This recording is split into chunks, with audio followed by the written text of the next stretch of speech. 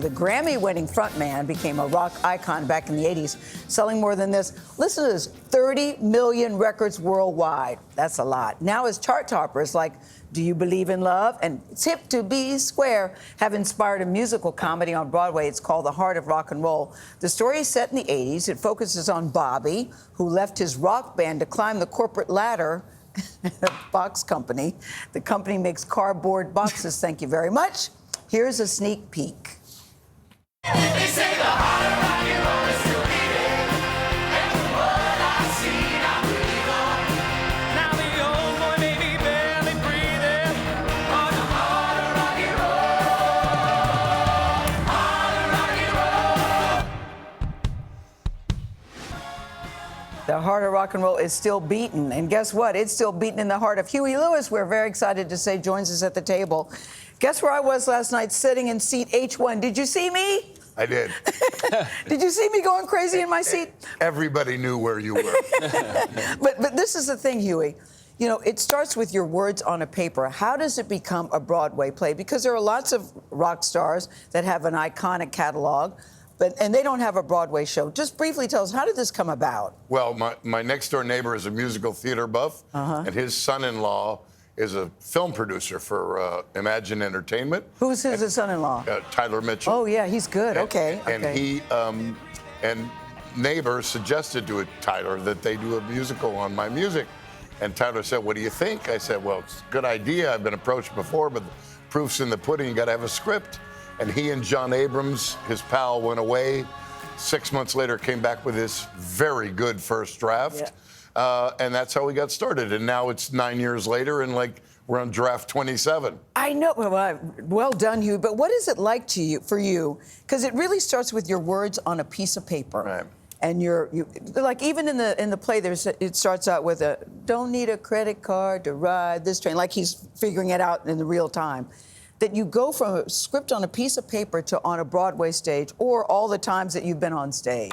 Yeah, What's that feel like to you? Well, it's amazing, right? Yeah. It's so gratifying to see your songs live this other life. And credit to John Abrams, our book writer, and Tyler, our producer, and Hunter for doing all this, because it's quite an endeavor, right? Yeah. But in the end, it's the cast. Oh man, because the cast, yes. you know, we can just write words and music and dance steps, but it's up to the cast to infuse those characters with real life and ideas. And our cast is marvelous. They are. It was hard to stay in the seat. Didn't you think, Tony? The cast Tony is terrific. I think Mackenzie Kurtz, who plays the daughter Cassandra.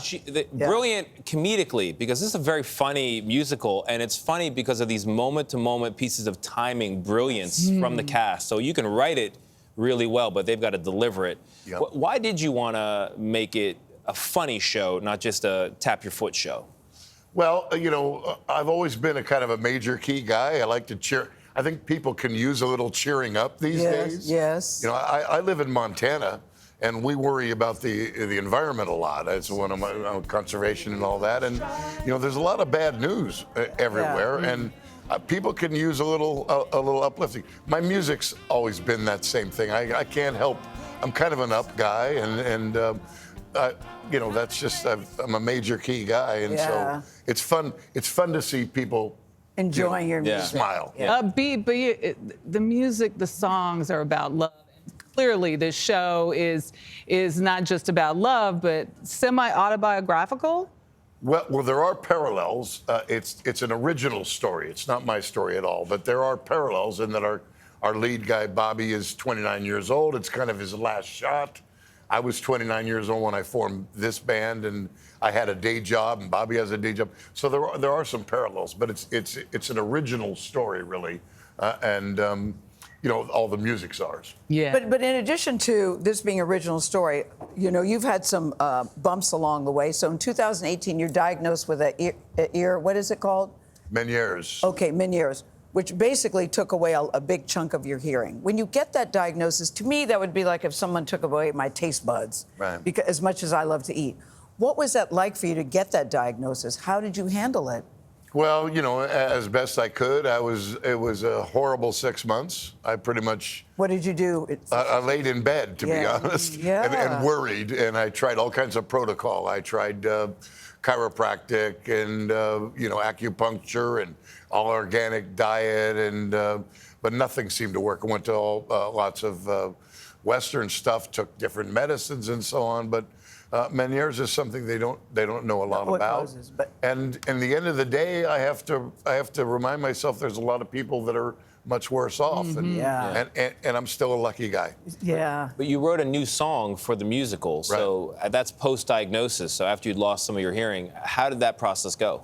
Well, yeah, that's a very good question. I mean, Barry Edelman, who was a theater director in San Diego, asked me if I'd written any original songs for it, and I said, yeah, but actually, I had one in that they took out. But I said, why? He says, because it's customary in a musical for the lead character to have a song early in the show that articulates their hopes and aspirations. And so I wrote Be Someone.